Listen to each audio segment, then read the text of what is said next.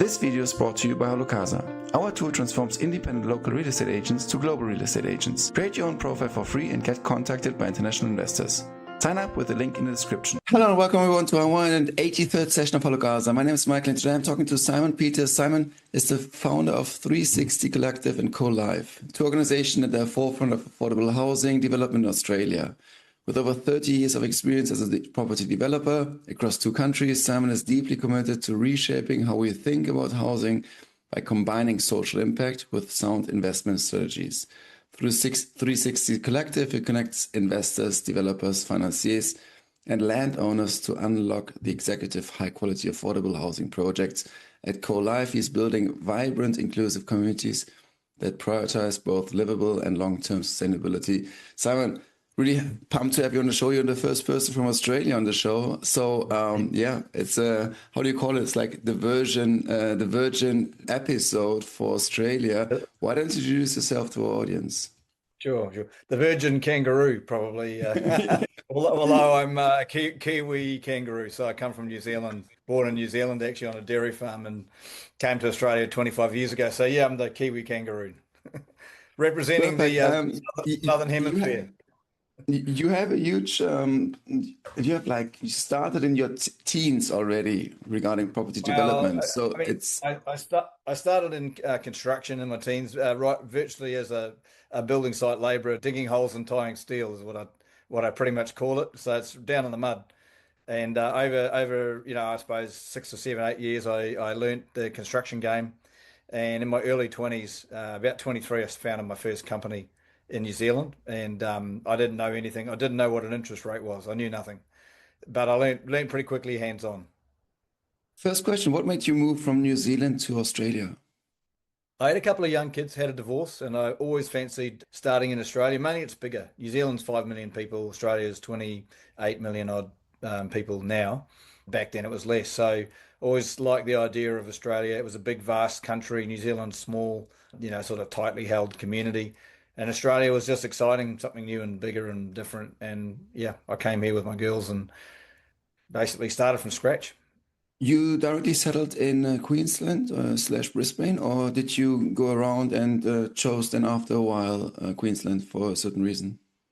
I'd come to Australia a few years on holidays and I liked Queensland, so came straight to Queensland. New Zealand's very wet and cold where I lived in Auckland, and windy. I was looking for a little bit of sunshine, and Queensland's got plenty of that. It's 300 odd days a year of sunshine. The Sunshine Coast is quite famous, and that's exactly where you're located. It's also important for our conversation today regarding affordable housing. Give us an overview, maybe geographically, of Queensland and also of Brisbane. Especially for me, I've never been to Australia, and maybe like from a European point of view, that we get like an idea of how the situation there is geographically, but also maybe even socially. Yeah, well, Queensland's sort of the northern eastern part of Australia, so it's a vast area. The whole of Australia is apparently bigger than North America, so it's a very, very big piece of land. But Queensland is sort of in that halfway mark up through to the Tropic of Capricorn, so it's quite tropical environment, especially the north of Queensland, which is closer to Papua New Guinea. That's very tropical. But where I live, which is in the southeast corner, they call it Southeast Queensland here. It's a triangle between sort of Sunshine Coast, Brisbane, Gold Coast, and out to a country area called Toowoomba, which is the largest inland city in Queensland, or in fact in Australia. So it's sort of in that bottom corner, effectively, of the state. Let's go now one level more down towards Brisbane. What is Brisbane like? How big is it? And then also maybe we can go into like neighborhoods and get an idea of the segmentation there.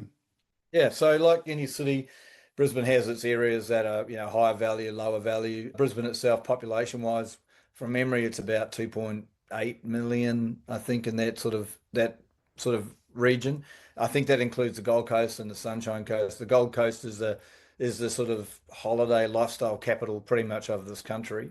It has the infrastructure, it has the nightlife, it has the beaches and the sun. And so a lot of Australians holiday there as well. And that's it'll be an hour's drive from Brisbane to the Gold Coast.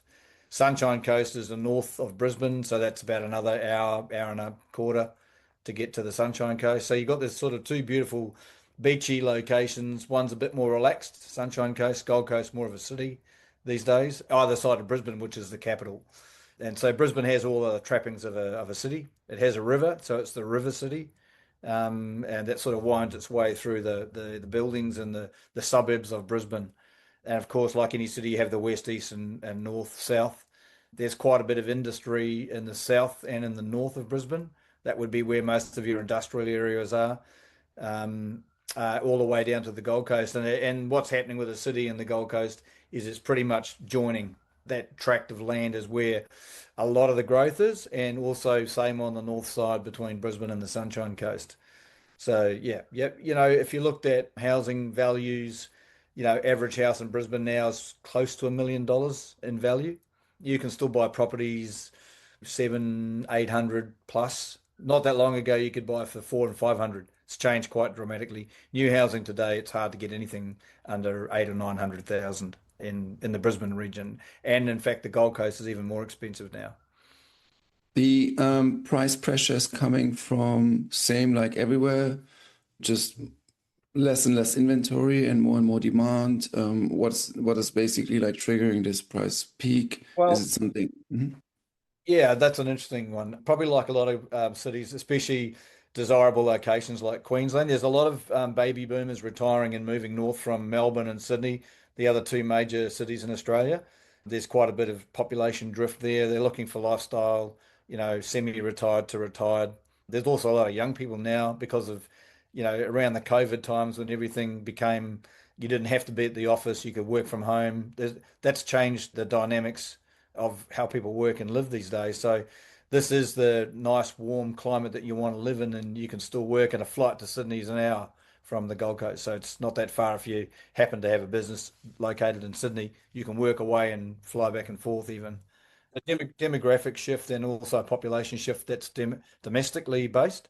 There's also a lot of New Zealanders in Australia now. 750,000 Kiwis now live in Australia, and for a population of 5 million, that's quite a big percentage.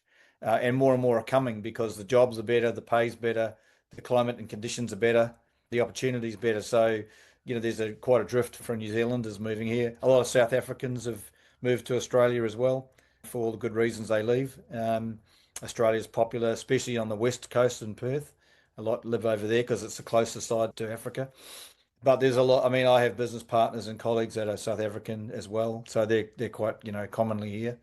And really, the main reason that I think the supply of affordable housing is low is that the government, the federal government here, and state governments, because we have federal, state, and local, have reduced the expenditure on social housing. It's created quite a problem, a vast problem. And on top of that, construction prices have dramatically increased in the last 5 years. Land supply is constrained. Local bodies, councils, what have you, are making it harder and harder. The bureaucratic processes to get an approval, like pretty much every Western country, and I dare say probably Europe. I wouldn't know, but from what I hear, it's more and more difficult these days, and continuing to become more like that. And that effectively is a constraint to the system and the supply. You mentioned a lot of the different elements right now. Let's dissect here. Let's start from the with one question regarding the land supply. Is it that there's not enough inventory? I mean, we're talking about Australia, so there should be enough space, but obviously there's always a certain concentration, as you mentioned, like in Brisbane, and we have like people flocking towards the city. Is it that in Brisbane itself, in the metropolitan area, is there not enough supply anymore? And also, is it that it looks different than on the map because there's maybe the soil is maybe difficult to build on for many parts, or is that not a topic? I'm just like asking you ignorant questions. Sorry for my ignorance here, but I'm just curious about that. No, this is a good question, and it's also important because I'm sure many people on your podcast probably haven't been to Australia. So, it's every country has its nuances. So, in this country, the land supply is limited in the areas where people would like to live, put it that way. So, everyone wants to live where all the goodies are, where the infrastructure is, where the nightlife is, where the beaches are. So, in an area like the Gold Coast, which is the southern part of the state, it's probably the most desirable part to live. but it has the lowest amount of available or potential land supply. Okay. The north part of Brisbane going towards the Sunshine Coast, there's an area which has a fairly big land supply, but again, getting it on stream at the right price is difficult. And then west of Brisbane also has opened up, and there's a lot of land supply out there. That's probably where most of the land supply currently stands. And it's a bit easier out there, but people don't want to live out west where it's hotter. They want to live closer to the beaches and what have you. So it's more the desirable location with land supply that's the problem. And then, as I said, the really big problem is the bureaucratic process to get an approval, and then the cost of bringing the land in where there's available infrastructure. Because as you said, Australia is a big country, and if you think about it, we could fit 500 million people in this country, but there's no water in the middle of this country. So all the desirable area where the coast is where people want to live, where there's trees. In the middle of Australia, there's trees, but it's just dry, barren, and a lot of desert as well. You know, where the infrastructure is, where the coast is, where it's cooler in terms of the wind and the breezes and what have you. Pretty much, that's. You mentioned before a little bit the psychographics of the people going towards or moving to Brisbane. You mentioned younger generations, not also like elderly people, and also people from different countries. How do you respond to my assumption that I say maybe the existing real estate which is built, which has been built maybe 50 years ago or 30 years ago, it's actually not suitable anymore for even the lifestyle because more smaller units are now also necessary? Or what's the situation there? I'm just curious. Yeah, same as probably a lot of countries. There's a lot of unsuitable stock. Houses in Australia, because there is sort of the perception of a lot of land, people developed 50 years ago big sort of estates and subdivisions and suburbia is what we call it here, and they're just like four-bedroom houses, two car double garage on about 1,000 square meters of land. Now that's come right down to more like townhouses or terraces where you're only getting 200 or 300, 400 square meters of land. But there still are those larger blocks, we call them, and they're still 500, 600 square meters. But that's shrinking quite rapidly, A, because of the cost mostly, and B, because there's not enough to go around. So, the suburbs were popular, but people's lifestyles are changing. A lot more people now in this country are prepared to live in apartments than they weren't 5 years ago. People wouldn't have considered living in apartments like Europe. However, because again, the supply and the cost, and you can build a lot more apartments on a smaller piece of land and be close to the infrastructure and the services where you want to be. And because our lifestyles have changed, people want to have more of a life as opposed to maintaining a garden. That's significant changes in this country. And so it is, and there's a big undersupply of suitable housing stock for that change in demographic or change in use. Now let's talk about your solution, CoLife. Give us an overview there so that we get an idea of what you're offering, what you're trying to achieve, and what you're also achieving, especially like tackling those elements which we just discussed, the difficulty regarding bureaucracy, the changing lifestyle, and also the need for affordable housing in a city like Brisbane. Yeah, I'll take that from the top. Build to rent in Australia is a new asset class. Again, probably 5 to 8 years old. It's not that old as an asset class and hasn't been really touched. So we've had government social housing, which is, as I said, reduced quite a lot in terms of scale and provision. So built to rent in this country is primarily done now by the large corporate developers, funded by large, infrastructure funders, and it's at the high end of the market. So they're providing probably product that's 15% over the rental market. And I didn't mention, but the rental market here has also gone crazy in terms of what people are now paying up to 50% of their income on rent, and certainly over 30 for the vast majority. So built to rent is filling that gap in Australia that was always there, where if you're living and you're going to rent something as opposed to owning, and more young people are now realizing that they probably will never own something. So it's becoming more of a normal thing to actually look at renting for your life. And so they want, facilities, services, gymnasiums, swimming pools, all the good things that go with it. But that's at the high end of the market in a high-rise building.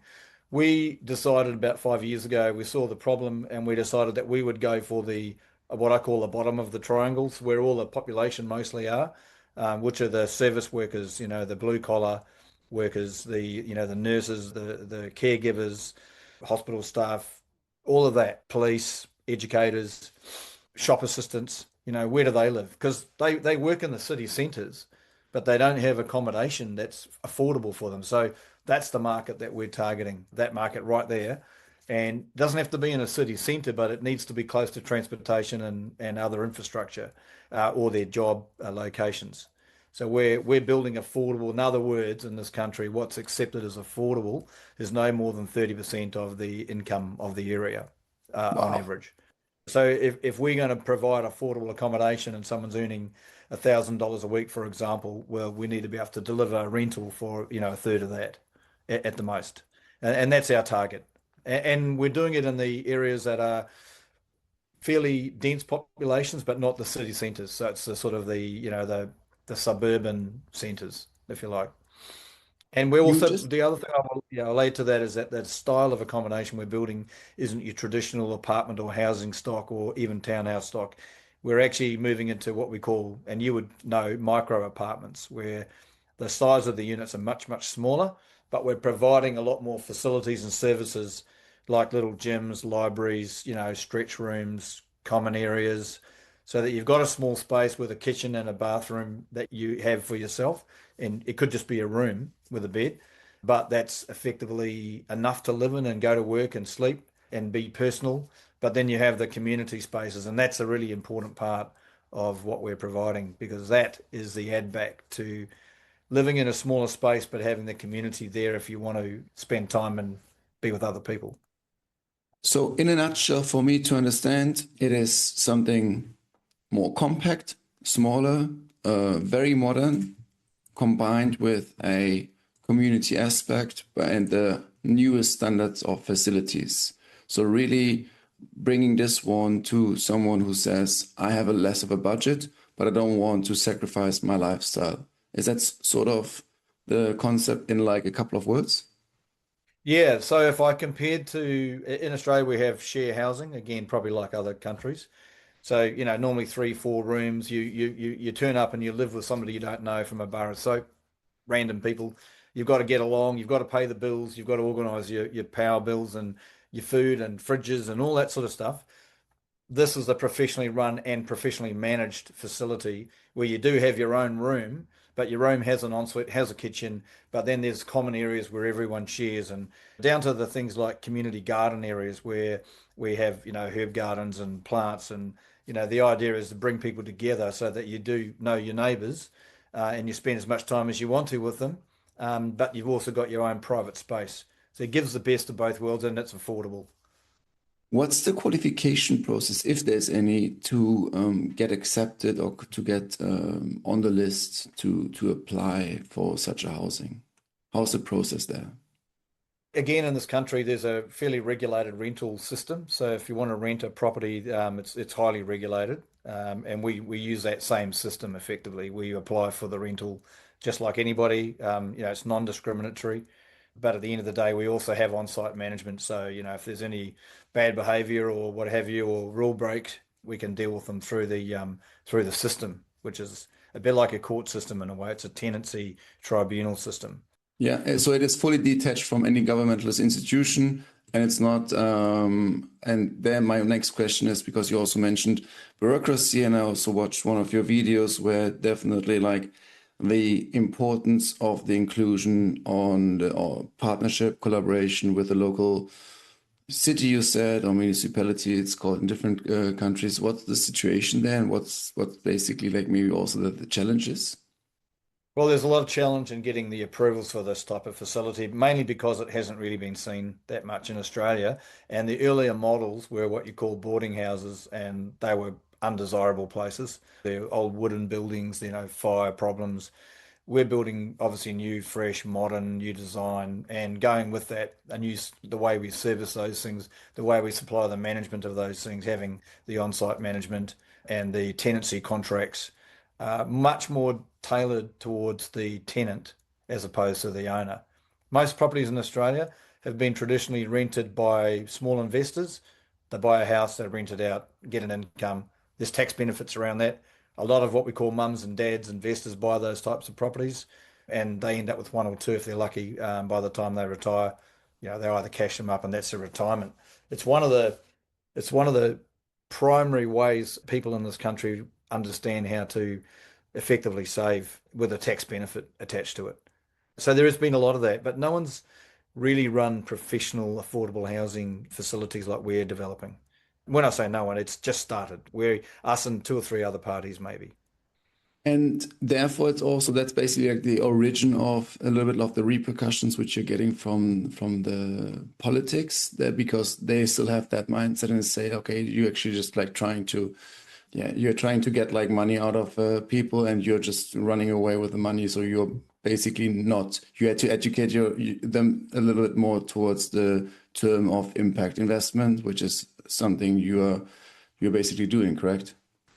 Yeah, I mean, it's a lot, as a political speak goes, there's a lot of talk about making a difference and making a change. And look, the government here, federal and state, are making big changes because it's becoming a huge social problem, actually.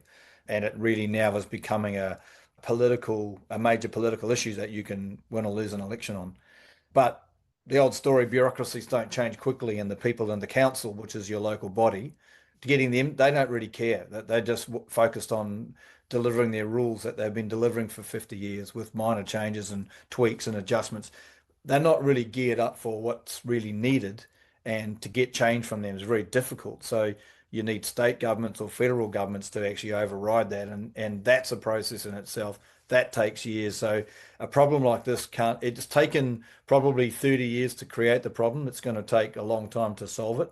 So it is actually really difficult creating what we're doing because of car parking regulations, because of size regulations, because of banking regulations. If somebody bought an affordable unit from us, because we sell them as well, if you create a small size unit here, it's actually quite hard to get the finance if you're a buyer, if you borrow money as a mortgage under a certain square meter area of apartment, for example. So the system isn't geared for it. So we are at the very start of it. The challenges are high, but the barrier to entry is high, which means really if we, crack that market and are able to provide the market with product that it likes, which we are, we've got first mover advantage effectively. You just mentioned mortgages and financing. I'll come to that in a second. I just would like to have one quick detour here. I see on your website right now the DA approved one at 34 Team Avenue, Loganholme. So that's just to make sure I understand it correctly. That's in construction right now. That's built. What's the situation there? Well, DA here is a development approval. So that's the local body giving you an approval for the town planning, which is all of the regulations in terms of the heights, the number of units you can build, how many car parks, all of that. So that's got that approval. That's probably the most difficult approval to obtain to start with. And that's where you have to put your time and effort, money and design in the front end, and you spend all that to get to that level. After that, we do BA and operational works, which is the soil, the retaining walls, the driveways, the sewerage, the water. So there's two more approvals. We're in the process of getting those on that site. We've got operational works. We've just got one more approval. We'll start construction on that project in November this year. Talking mortgages and accessibility to mortgages in Australia. We mentioned before, we talked about now renting. Also, you mentioned the property prices between, let's say, 800,000 and 1 million. Me as a normal, I don't know, you mentioned a blue collar worker. How much do I have to earn in order to get a down payment? And then how much is the interest rate? And maybe also, I know you're not a financial expert, but you might know a little bit like of the data there, if I may ask you. Depending on what you're buying. So if you're buying in the sort of normal housing market, a couple would need to be earning in excess of 150, 180,000 to be able to afford a place. And, your deposit, you can get away. If you're a first home buyer, there's a few grants from the local government here. So you can actually get in with about as low as 5% down to even 2%. If you're under 20% deposit, you pay what you call LMI, which is a mortgage insurance scheme, and it's quite expensive. So ideally, you'd have 20% deposit, but very few people have that. But what has happened, and this is interesting in terms of banking, we call it the bank of mum and dad. So the baby boomers who have all the wealth generally, or a lot of the wealth, which has slowly been transferred now because baby boomers are retiring and dying. And there's about $5 trillion worth of baby boomer transfer going to happen over the next 15 to 20 years. So that's a fact to the next generation. So a lot of these people now are borrowing from the bank of mum and dad to get their deposit, their equity, so they can buy a home. If you're talking affordable housing, a lot less. Like obviously, our price points are for a micro apartment of say 21 square meters, about 300,000, so compared to say 800, 900,000 for a home. And here, how is the investment vehicle working for you? Like, if I'm an investor, can I also invest in CoLife and say, I would actually like to be become a limited partner and I would like to be part of it? Or is it always unit by unit progress or process? How does that work? How can I imagine this? There's two levels of investment. I'll talk about a buyer buying say an apartment, a micro apartment, or a number of them. You can buy them and become an investor that way. So then that's property direct investment. And that way you basically own it and then it's rented out. We'll manage it. We have a management structure that does that for you and look after it. And you just get the rent paid every month after costs. And the other type is coming in as a limited partner based structure, and you come into our development entity and you become an investor in that and get a return based on the profit. So it's not a fixed return, it's a percentage of the profit margin that the project makes. So that's how I've currently done it. And as I mentioned earlier, before we got the interview going, I've just started a funds management business. So we're actually becoming a funds manager, which in Australia is very, very constrained, is very heavily licensed, regulated system. And so I'm coming in underneath another license and we'll be able to raise capital into a fund that'll be pooled with other investors to do more of these projects. Perfect. Makes super sense. Symon, I know your time is limited. It's also the end of the day for you. I learned a lot. Thank you so much for giving us an amazing overview of Queensland, of Brisbane. I love your journey coming from New Zealand over, from the rainy New Zealand you mentioned. And your DNA speaks construction and property development. And I really appreciate people like you who make an impact in the world on a very, let's say, laser focused problem in a certain area, and not only complaining over a beer at a bar in the evening, but really doing something against it. And I cannot imagine how frustrating must be sometimes to talk to the government and federal and state level and still pushing through. Thank you so much for also illustrating this this problem of affordable housing, which is apparent in Australia, and the lack of affordable housing in Brisbane. Is there anything you would like to mention which we haven't touched upon during our conversation? No, I think we've covered everything. I mean, my goal here was to just educate the world out there about Australia and what this space particularly offers. There is good opportunity here in this space. There is good investment opportunities. Australia is a good, stable country. A lot of money wants to come here. We're getting a lot of interest internationally in investment in this country, and for good reasons. We're politically stable. You don't wake up to a different world in Australia. It's the same, pretty much sunshine every day, or whatever the weather's doing. And they're good people. This country's got very good people. Australians are really good, solid, down-to-earth characters. And I'd definitely recommend a visit if you haven't been here. Symon, thank you so much for your time. I send the best regards to Brisbane, and yeah, we talk soon. Thank you so much. Thank you, Michael. Thank you. Thanks, everybody. Bye-bye.